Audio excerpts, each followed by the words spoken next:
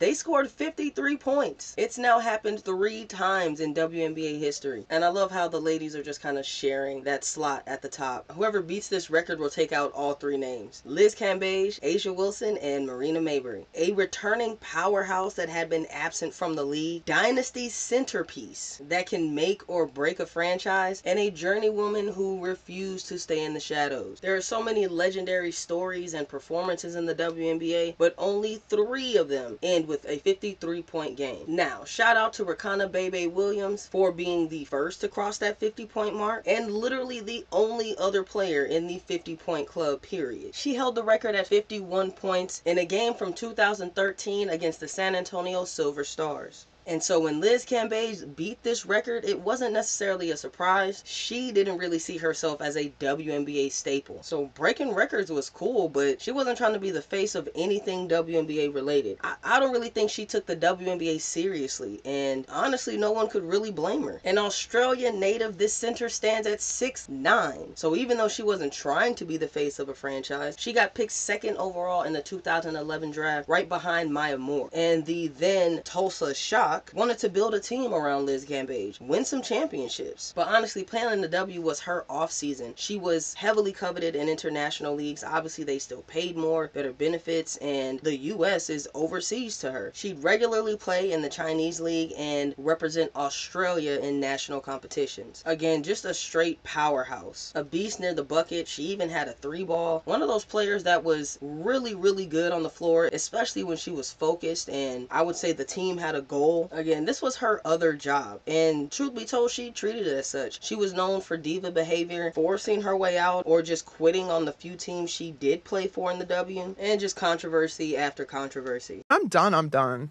Like, when I'm done, like, I really just had an epiphany in the middle of the game. I was just like, I'm done. So you didn't know until the game that was going to be your... I was literally halfway through the game, sat on the bench, looked at Shanae, and was like, I'm done. I packed my stuff up after the game. I said, I wish y'all the best of luck. Met my friends. We went to dinner at Tao, went home, drove with one of the rookies home the next day back to LA from Vegas. That was it. The owner didn't want to talk to me. GM didn't want to talk to me. Talked to the coach. She was cool with it. It's just, there's a level of professionalism that I like to work at. And if you're not meeting it, I'm probably going to walk away from the situation. Call me a diva.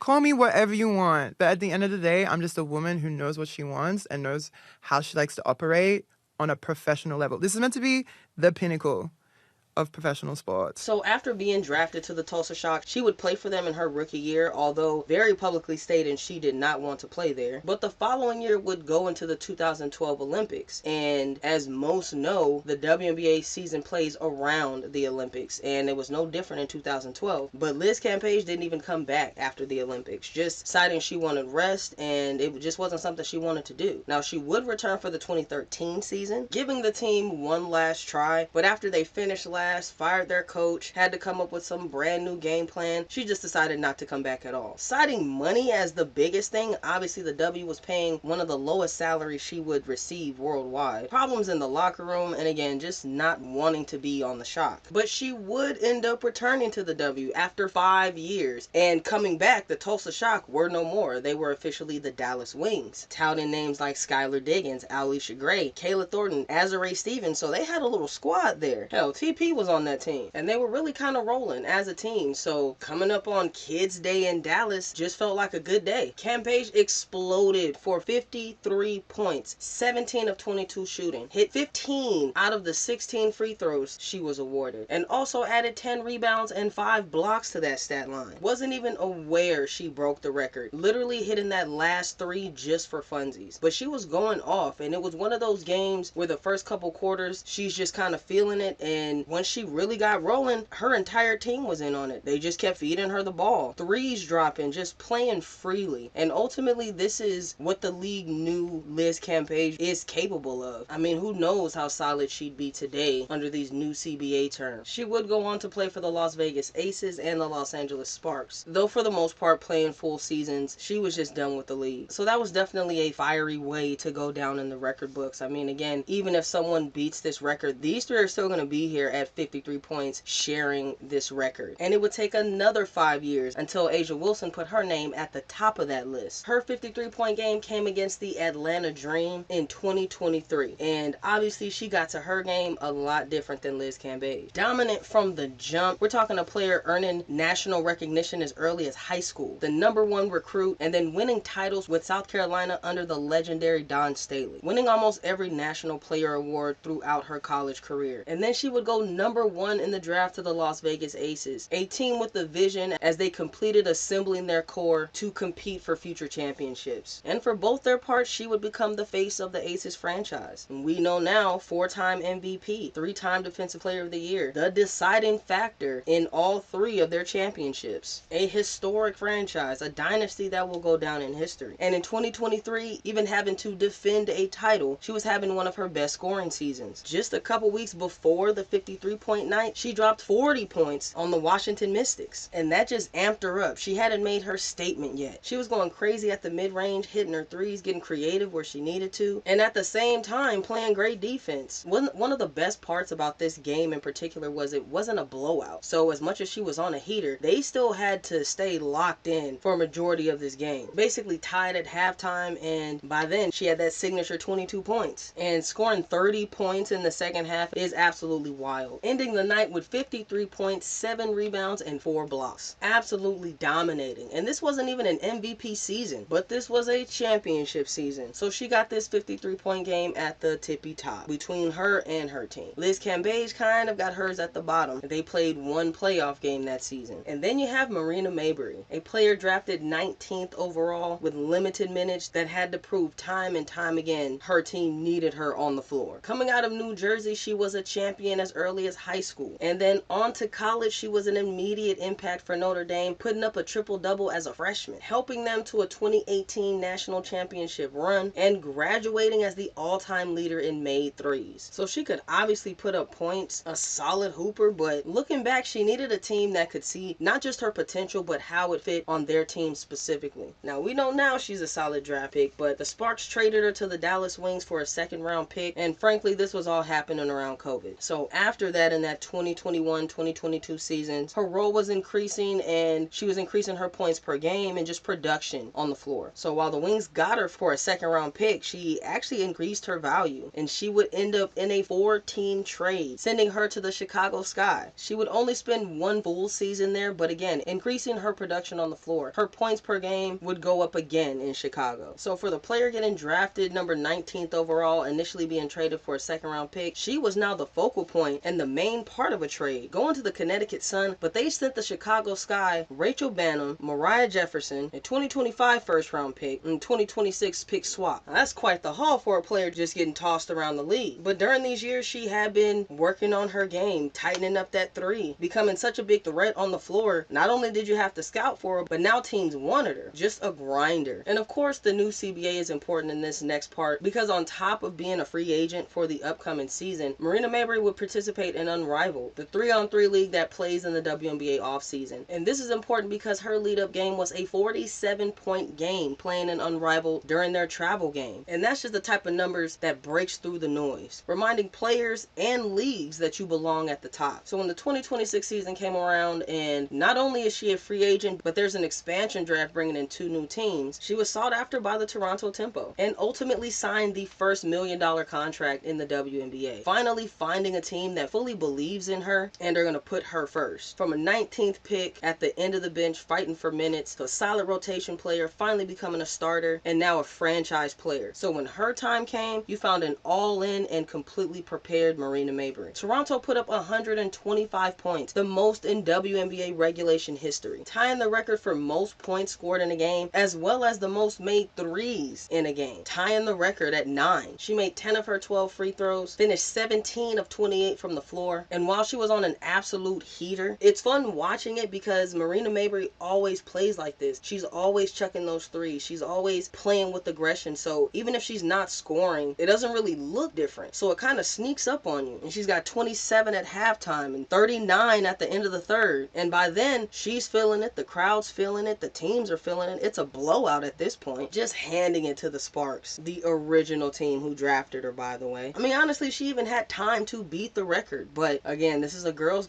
club, so she stopped at 53. Granted, she didn't know she was at 53, but it's still crazy all three of them just ended at 53 points. But they all got there in completely different ways, completely different situations, and at least when it comes to Marina Mabrey, a little differently on those three-point shots. Liz Cambage had left the league for 5 years, came back to a team that had beefed up and was honestly ready for her dominance and leadership, and it just didn't work out in the end. A'ja Wilson is a franchise superstar that I honestly think is on pace to beat this record and will probably do it right there with the Las Vegas Aces. Obvious titles and awards in her future. And then you have Marina Mabrey, who has found a home in Toronto. She's found her franchise, and now she has all-star appearances in her future. Hopefully awards and titles as well. So there is your 53-point club. 3 women, 3 completely different ways to 53 points, and we weren't prepared for any of them. So, can this record actually be broken, or will we just add more players to the 53-point club?